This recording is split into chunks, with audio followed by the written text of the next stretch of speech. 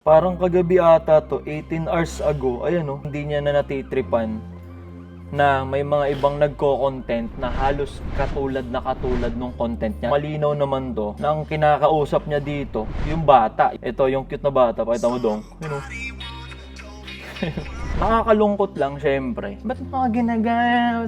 Magagalit ka, ginaya yung content mo. Dapat nga mas mabad trip ka, mas magalit ka pag walang gumagaya sa content mo. Itrato nyo tong pagko-content as negosyo. Si Starbucks yun, di ba? Coffee shop. O ngayon, sige, Starbucks ba? Nagre-reklamo ba siya? Nung biglang dami yung coffee shop? Hindi naman eh. Kung alam mong ikaw yung pinaggayahan, nasa iyo yung sauce, hindi ka matitreaten doon sa gumagaya. Panibagong araw, panibagong blank check na naman. Blank check na ikaw magpapasyaw na magiging value ng araw na to. Dito adong. Pabubuksan mo natin videographer ko. Good morning, bossing. Let's go, Banat. Ano natin ngayon? First day natin ngayon sa balik-loob tayo sa pinaggagawa natin. 3 months din tayong namahinga. Tara, samahan niyo ako. Boom! Andito tayo ngayon sa Tritone. Tayo sa Tritone Studios. Balik-loob. Magpa-podcast na ulit tayo ngayon, boy. Good morning. Good morning.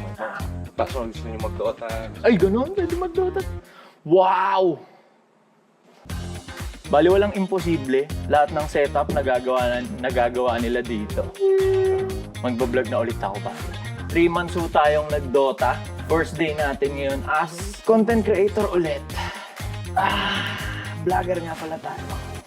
Ito yung opisina. Yung mga editor dito. Dito nire-review mga clips. Sa video na to, papakita ko sa inyo. Sasama ko kayo. Vlogger na ulit tayo. Content creator na ulit tayo. Mag-shoot tayo dito ngayon ng Top G Manila. 50 episode ngayong araw hanggang sa mamatay. Pakita ko lang muna yung short ko. Maraming salamat kay John Clet Pasabay. John Clet Haromay Pasabay on Facebook. Pinasabay natin to sa Thailand to. Thailand galing. Ganda, di ba?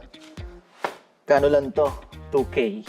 Content creator na ulit tayo. Ano ba yung mga issue ngayon sa SOCMED? Kasi ganun yung content natin, di ba? Before last year. Nagre-react tayo sa mga issue, kaganapan ngayon. Kanina, nag-Facebook ulit ako eh. Pagtingin ko, parang nag-post yung dahil pakita ko na lang. Parang kagabi ata to, 18 hours ago, ayan nag-post si Stefano ng basta nag-post siya na parang hindi niya na natitripan na may mga ibang nagko-content na halos katulad nung content niya. Ganun eh. Number batim, syempre. Pero English yung pagkakasabi, parang yun yung pinupunto niya.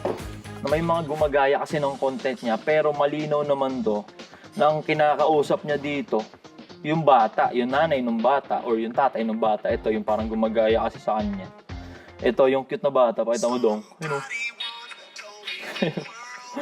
Yung same facial expression. Tapos ang daming trabaho. Nakakalungkot lang, syempre.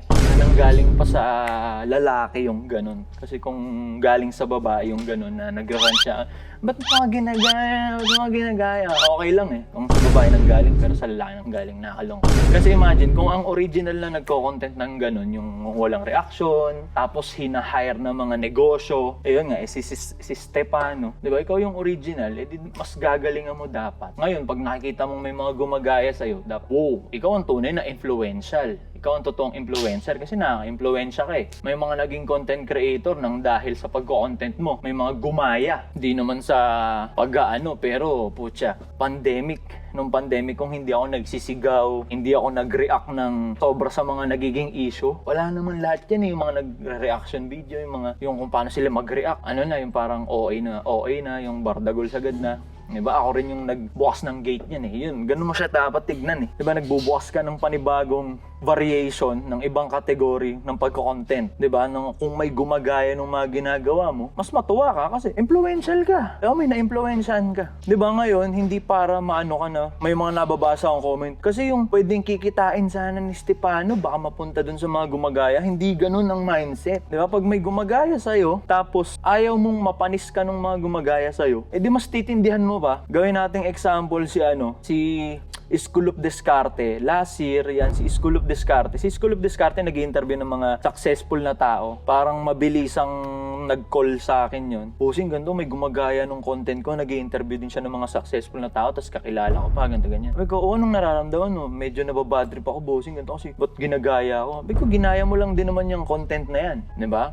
Lahat naman tayo may peg. Lahat tayo may... Kung ano yung pinaggagayahan ba? Wala namang original talaga. Meron ba? Wala eh. Kasi yung ganyang walang reaction na content, ang original yan, yung parang yung hindi ko alam kung taga Nigeria ba, yung gumaganon-ganon lang.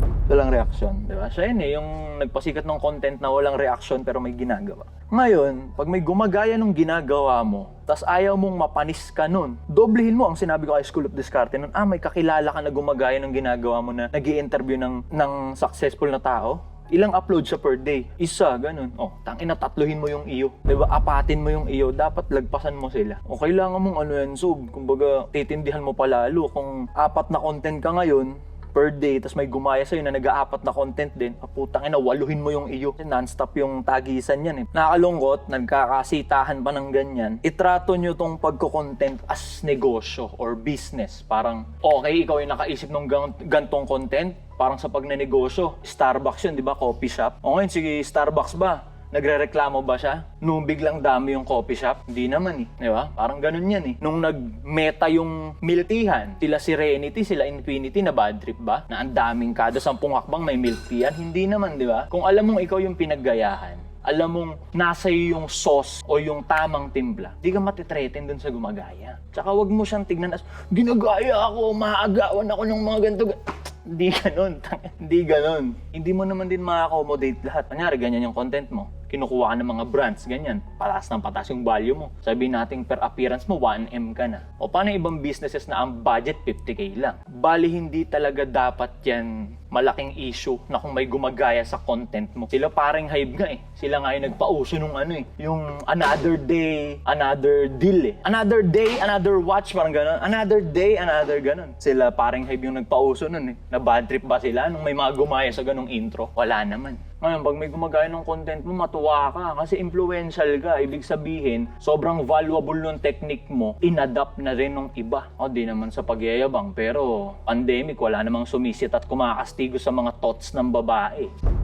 Ako nagparingas nun eh. Nung umapoy, may mga nakigatong. Eh di mas malakas yung apoy, mas masaya. Hindi para i-gatekeep mo yung galawan na alam mong na-formulate mo lang din sa iba't ibang napanood mo. Wala namang kung sino mang merong may original na content dito sa internet. Lahat yan may peg, may inspiration. Kagaya ako ngayon, magko-content ako ngayon dito. Papadcast kami dito, Top G Manila. Tungkol sa pagiging, maging proper na lalaki. Diba? Kami lang ba yung nagko-content ng ganito? Hindi, marami. Pero ako yung isa sa mga nauna na nagko-content ng ganito. Paano ako maging proper na lalaki? Pangit Lives Matter nga tayo before. Tapos kinakastigo yung mga maling pananaw ng mga babae para yung mga lalaki hindi basta-basta nauuto. Magagalit ka, ginaya yung content mo. Dapat nga, mas mabadrip ka, mas magalit ka pag walang gumagaya sa content mo. Ibig sabihin, walang dating yung pinaggagawa mo. Tsaka kita mo naman, bata yung parang sumisikat na gumagaya dun sa estilo mo. Isipin mo na lang, bright future sana para dun sa bata. Hindi para sitahin. Sino bang original dito sa internet? Sino bang siyang may originality? Wala. Sino? Wala. Na lahat yan may inspiration. Lagyan sa comment section yung sa tingin yung original yung gawa nila. Original yung content nila. I-reply ko kung saan nila ginaya yun. Bababa ko na muna yan. Kasi mag-setup pa kami. Palambot na ng palambot yung mga nag-iiyakan. Konting kibot. Ano ba yan?